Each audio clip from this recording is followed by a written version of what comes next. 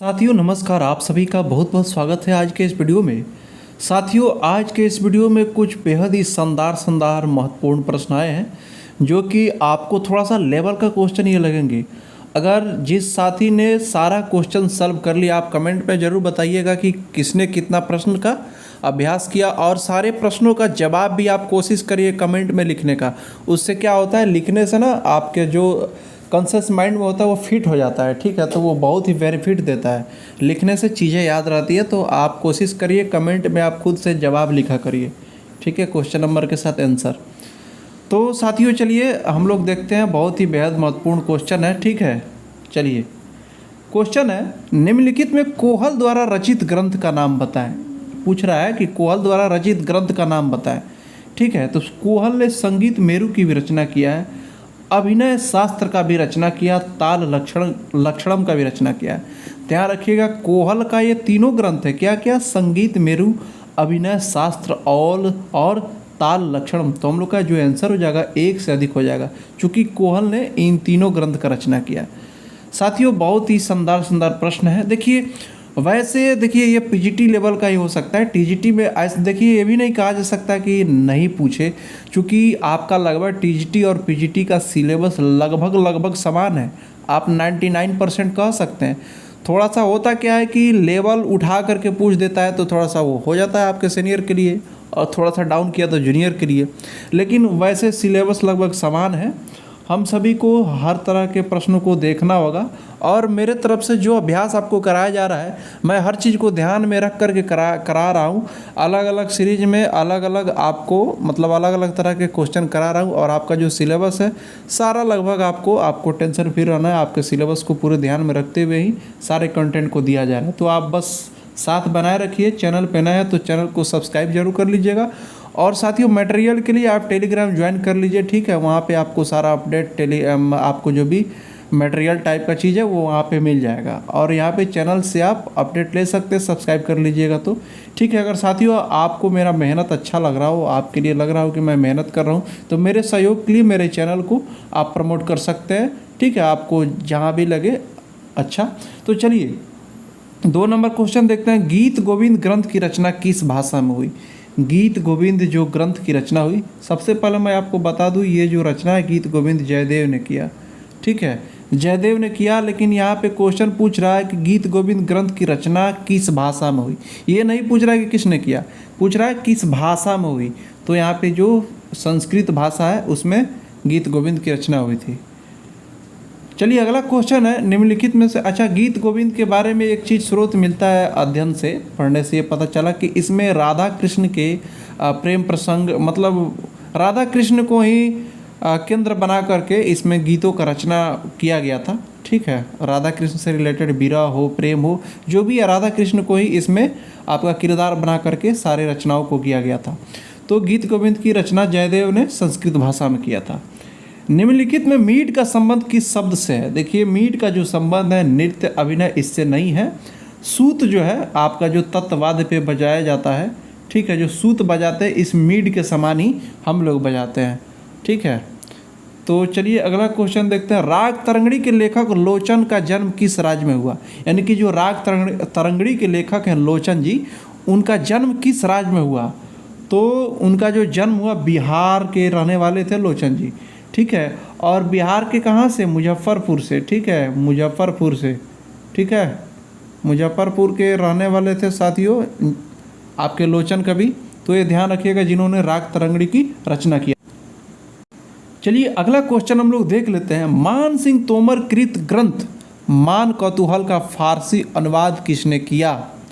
ठीक है, तो मान कौतूहल ग्रंथ की रचना यानी कि मान सिंह तोमर की जो रचना है मान कौतूहल, उसका फारसी अनुवाद किसने किया? ये फ़कीरुल्लाह ने किया। अच्छा साथियों, ये मान कौतूहल का जो फारसी अनुवाद था फ़कीरुल्लाह ने, किसी पुस्तक में इसका नाम संगीत दर्पण दे दिया है, ठीक है, संगीत दर्पण दिया है, ठीक है। किसी पुस्तक में राग दर्पण भी दिया है, राग दर्पण भी दिया है।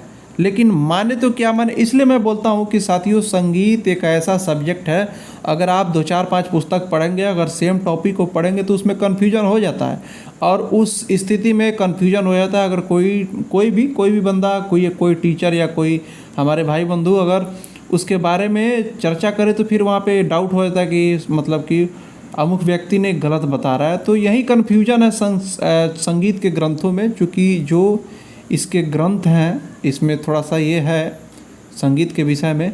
लेकिन मान कौतूहल का जो फारसी अनुवाद हुआ, आप लोगों के हिसाब से क्या होगा? संगीत दर्पण होगा जो फ़कीरुल्लाह ने रचना किया था, या राग दर्पण होगा? आप कमेंट करके ज़रूर बताइएगा कि आपने जो पुस्तक अध्ययन किया है उसमें क्या मिला था। तो चलिए, मेरे हिसाब से संगीत मान कौतूहल का फारसी अनुवाद संगीत दर्पण फ़कीरुल्लाह ने किया था। वैसे संगीत दर्पण पंडित दामोदर ने भी लिखा था, तो कन्फ्यूज नहीं होना, आप बताइएगा। चलिए, अगला क्वेश्चन है, बड़ा ख्याल के आविष्कारक सुल्तान हुसैन सर्की की किस जगह से संबंधित हैं? साथियों, एक चीज़ ध्यान रखिएगा, एग्जाम में आपको क्वेश्चन और ऑप्शन के प्रारूप को समझते हुए आंसर उस समय टिक करना चाहिए। कोई भी क्वेश्चन हो और ऑप्शन क्या दिया हुआ है, उस कंडीशन को समझते हुए आप क्वेश्चन का आंसर देने का प्रयास करेंगे, ठीक है। ये नहीं कि आप रटे रटाए गए, पुस्तक में मैंने इस तरह का ऑप्शन देखा था, तो हो सकता है वहाँ पे ऑप्शन चेंज हो जाए, हो सकता है क्वेश्चन का जो लैंग्वेज है वो चेंज हो जाए, कुछ दूसरे ढंग से एग्जामिनर पूछ दें। तो क्वेश्चन और ऑप्शन को समझते हुए आप मतलब कोशिश करिएगा कि हम उस ढंग से ही आंसर को लगाएं। तो चलिए, बड़ा ख्याल के आविष्कारक सुल्तान हुसैन सर्की किस जगह से संबंधित है? क्वेश्चन का ये मतलब है छठा का। तो देखिए, मिर्ज़ापुर, कानपुर, रामपुर, ये किसी भी जगह से इनमें से आंसर नहीं होगा, इसका आंसर हो जाएगा इनमें से कोई नहीं, क्योंकि जो बड़ा ख्याल का आविष्कारक सुल्तान हुसैन सर्की है ये जौनपुर से हैं, ठीक है। कहाँ से हैं? तो ये हैं जौनपुर से, ठीक है। कहाँ से हैं? जौनपुर से, ये जौनपुर के हैं जो उत्तर प्रदेश से हैं। संगीत मीमांसा के रचनाकार कौन है? तो संगीत मीमांसा के जो रचनाकार है महाराणा कुंभा है। अगला क्वेश्चन है, रस के आधार पर राग रचना की चर्चा नारद के किस ग्रंथ में मिलता है? तो देखिए, रस के आधार पर रागों की रचना की है नारद मुनि, किस ग्रंथ में इसका चर्चा मिलता है? तो संगीत मकरंद में इसको बताएं, ठीक है। और संगीत मकरंद में आपको क्या मिला था? आपको रागों का जो लिंगों के आधार पर वर्गीकरण हुआ था, इस संगीत मकरंद में ही हुआ था। आलाप का गायन किस लय में होता है? तो क्वेश्चन नंबर 9 का जो आंसर हो जाएगा, आलाप का गायन हम लोग का विलंबित लय में इसका आंसर हो जाएगा।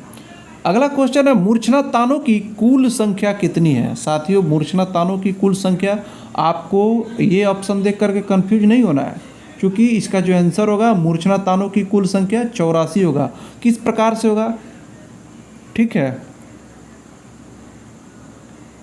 किस तरह के मूर्छना बताए गए और उसका 4 प्रकार। तो इसमें आप जब मल्टीप्लाई करेंगे तो 84 तान हम लोग का प्राप्त होगा इस तरह से, ठीक है। और 5040 जो है ये प्रस्तार तान, स्वर प्रस्तार के माध्यम से प्राप्त हो रहा था। तो यहाँ पे आपको कंफ्यूज नहीं होना है, मूर्छना तान दूसरी चीज़ है। तो चलिए, अगला क्वेश्चन हम लोग देख लेते हैं, संगीत में मातु शब्द से क्या अभिप्राय है? संगीत में मातु शब्द से क्या अभिप्राय है? तो हम लोग ऑप्शन देखते हैं, संगीत में स्वर, पद, साहित्य। देखिए, संगीत में मातु शब्द से जो अभिप्राय है ये आपका पद और साहित्य, इसका दोनों आंसर हो जाएगा, ठीक है। चूँकि देखिए, मैं आपको बता दे रहा हूँ, मातु और धातु, ठीक है, ये था आपके वांग्यकार से रिलेटेड, जो अभी के कंपोजर को आप कह सकते हैं, उस समय प्राचीन समय में वांग्यकार बोला जाता था। तो मातु और धातु, ठीक है। तो धातु का जो संबंध था वह था स्वर से, यानी कि सांगीतिक मटेरियल से था, और मातु का संबंध था पद से, यानी कि साहित्य से, गीत की रचना से, यानी कि गीत का जो शब्द होता है। तो मातु यहाँ पे पूछा है कि मातु शब्द से क्या अभिप्राय है, तो हम लोग का जो आंसर हो जाएगा पद और साहित्य। इसलिए हम लोग का जो ऑप्शन डी, 1 से अधिक, हम लोग का आंसर हो जाएगा, ठीक है। इस क्वेश्चन के लिए 1 से अधिक सही होगा। चलिए, संगीत नामक पत्रिका कहाँ से प्रकाशित होती है? तो संगीत नामक पत्रिका हाथरस से प्रकाशित होती है, हम सभी इसको कई बार देखे हुए। मानव कंठ को संगीत विद्वानों ने किस नाम से संबोधित किया है?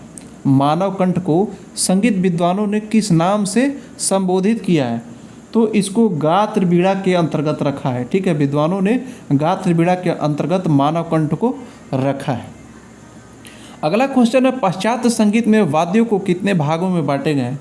तो वाद्यों को 6 भागों में बांटे गए हैं। ठीक है साथियों, क्वेश्चन नंबर 14 का जो आपको 6 प्रकार के वाद्यों का इसमें बंटवारा हुआ है और वह 6 प्रकार कौन कौन सा है आप कमेंट करके ज़रूर बताइएगा। ये आपके लिए मैं अपने तरफ से एक HW समझिएगा, चूँकि बेहद ही महत्वपूर्ण प्रश्न है ये। ठीक है, पाश्चात्य संगीत में वाद्यों को कितने भागों में बांटे गए हैं? 6 भागों में बांटे गए हैं और उसका नाम आप कमेंट करके ज़रूर बताइएगा। तो चलिए अगला क्वेश्चन, निम्नलिखित में पंडित रविशंकर के द्वारा स्थापित विद्यालय कौन सा है? तो किन्नर स्कूल ऑफ म्यूजिक ये पंडित रविशंकर के द्वारा स्थापित विद्यालय। साथियों एक चीज़ मैं बता दूं कि आप देखिए, मैं बोल ही दिया हूं कि संगीत में बहुत कन्फ्यूजन हो जाता है अलग अलग पुस्तकों को पढ़ने से अलग अलग बिंदु पे। ठीक है, अगर बाय द वे मेरे से कभी भी किसी तरह का भूल हो जाता है, मैं हर वीडियो में आपको बोलता हूँ, तो आप कमेंट करके ज़रूर मुझे अपडेट करिएगा, क्योंकि हो सकता है मेरे से भी कोई भूल हो जाए। वैसे मैं कोशिश करता हूँ कि किसी तरह की गलतियाँ ना हो, कोई भूल ना हो, लेकिन फिर भी बाय द वे मैं भी इंसान हूँ, किसी तरह का कभी कन्फ्यूजन हो तो आप ज़रूर कमेंट करके मुझे अपडेट करिएगा ताकि मैं आपको अपडेट कर सकूँ। तो चलिए अगला क्वेश्चन है, कजरी गीत शैली किस प्रदेश के लिए प्रसिद्ध है? तो कजरी जो है उत्तर प्रदेश से इसका संबंध है, 16 नंबर का आंसर हो जाएगा। अगला क्वेश्चन है, निम्नलिखित में बिहार के प्रसिद्ध संगीत घराने का क्या नाम है? तो देखिए मलिक, बेतिया, गया, ये सभी बिहार के प्रसिद्ध घराने, एक से अधिक हम लोग का आंसर हो जाएगा। अगला क्वेश्चन है, इनमें से शार्प के लिए कौन सा चिन्ह प्रयोग होता है? तो जो शार्प के लिए प्रयोग होता है इस तरह का, ठीक है, तो ये ऑप्शन ए हम लोग का सही हो जाएगा, शार्प के लिए यही चिन्ह प्रयोग होता है। लोचन ने थाट के लिए किस शब्द का प्रयोग किया? तो लोचन ने थाट के लिए संस्थान शब्द का प्रयोग किया। कर्नाटक संगीत में तालों की कितनी जातियाँ हैं? कर्नाटक संगीत में साथियों 5 जातियाँ हैं। क्या? चतस्त्र आपका और तिसस्त्र, ठीक है, तिसस्त्र ये था, और उसके बाद में आपका था खंड, फिर मिश्र था और संकीर्ण था। ये 5 जातियाँ थीं जो कर्नाटक के सप्तसुलादी ताले हैं, ध्रुमट, रूपक, झम, त्रिपुट, अठ, एक। इसकी जो 5 जातियाँ हैं, चतस्त्र, तिसस्त्र और आपका फिर खंड, उसके बाद में मिश्र और एक संकीर्ण, इसी 5 जातियों के अंतर्गत मानते हैं। तो जो हम लोग का 20 नंबर का आंसर हो जाएगा, कर्नाटक संगीत में तालों की कितनी जातियाँ हैं? तो ऑप्शन सी 5 आंसर हो जाएगा। चलिए अगला क्वेश्चन हम लोग देख लेते हैं। दक्षिण भारत पद्धति के अनुसार, यानी कि दक्षिण भारत पद्धति के अनुसार एक एक स्वर को छोड़ करके गाना या गमक के किस प्रकार में आता है? तो देखिए क्वेश्चन क्या बोल रहा है, दक्षिण भारत पद्धति के अनुसार एक एक स्वर छोड़ करके, यानी कि सा के बाद आप रे छोड़ करके ग पे आ जाएंगे, ठीक है, फिर आपको ग से आप म छोड़ देंगे, प पे आ जाएंगे, ठीक है। तो इस तरह का जो स्वरूप होता है उसको क्या बोलते हैं? डालू बोलते हैं, कुछ लोग डालू भी बोलते हैं इसको, तो आप इस चीज़ का ध्यान रखिएगा। कुछ लोग क्या बोलते हैं? डालू बोलते हैं, ठीक है, ढालू भी बोला जाता है, अलग अलग बुकों में अलग अलग नाम मिलता है। 22 नंबर क्वेश्चन है, जाति के लक्षणों में संन्यास, विन्यास, अंतर्मार्ग यह किसने माना? तो यह माना था सारंगदेव ने, और इसी तीनों को मिला करके जो भारत के 10 लक्षण थे उसमें यही तीनों को ऐड करके सारंगदेव ने जाति के 13 लक्षण स्वीकार किया था। सारंगदेव आंसर हो जाएगा। अगला क्वेश्चन, निम्नलिखित में पंचमार्गी ताल कौन कौन है? ठीक है, तो ये चाचपुट, षटपिता, पुत्रक, संपेक्वाष्टक, उद्गट और एक और था चंचटपुट, ठीक है। तो ये पंचमार्गी तालों का नाम है। तो चाचपुट, षटपिता, पुत्रक, ये मठ तो आपका ये उसमें का है, आपका सप्तसुलादी तालों में का, लेकिन पंचमार्गी ताल का ये नाम है आपका। ऑप्शन ए और ऑप्शन बी दोनों पंचमार्गी ताल हैं, इसलिए एक से अधिक हम लोग का सही आंसर हो जाएगा। अगला क्वेश्चन है, पाणिनि काल में वाद्य वृंद हेतु किस शब्द का प्रयोग हुआ? साथियों एक चीज़ ध्यान रखिएगा, पाणिनि काल में जो संगीत के लिए प्रयोग हुआ था शब्द उसको हम लोग शिल्प बोले, लेकिन क्वेश्चन क्या पूछा है? पाणिनि काल में वाद्य वृंद हेतु किस शब्द का प्रयोग हुआ? वाद्य वृंद हेतु जो पाणिनि काल में जिस शब्द का प्रयोग हुआ उसको हम लोग तुर्य बोलेंगे, तुर्य आंसर हो जाएगा।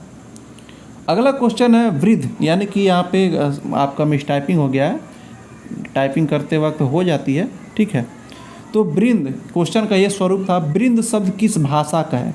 तो जो वृंद शब्द है ये भी आपका संस्कृत भाषा का शब्द है, ठीक है। तो साथियों आज का ये सेशन कैसा रहा आप कमेंट करके ज़रूर बताइएगा। अगर वीडियो अच्छा लग रहा हो तो लाइक ज़रूर कर दीजिएगा, और कमेंट में आप बताइए कि आपने कितना सही किया है। अगर आपने 25 में 25 सही कर लिया है तो आप ये विश्वास रखिए आपकी तैयारी बहुत ही अप लेवल की हो चुकी है। आप विश्वास के साथ, वैसे अगर आपका गलती भी हुआ है तो इसमें पैनिक होने की कोई आवश्यकता नहीं है, कमियों को सुधार करके आपको अच्छा कर लेना है, ठीक है। और आपको मैं इतना प्रश्न का अभ्यास करा दिया हूँ कि अगर सारे वीडियो को अगर आप देख लिए हैं तो यकीन मानिए आपकी तैयारी बहुत अच्छी हो चुकी है, आप बहुत अच्छा करने वाले हैं। तो चलिए साथियों, मिलते हैं नेक्स्ट वीडियो में और भी शानदार कंटेंट के साथ।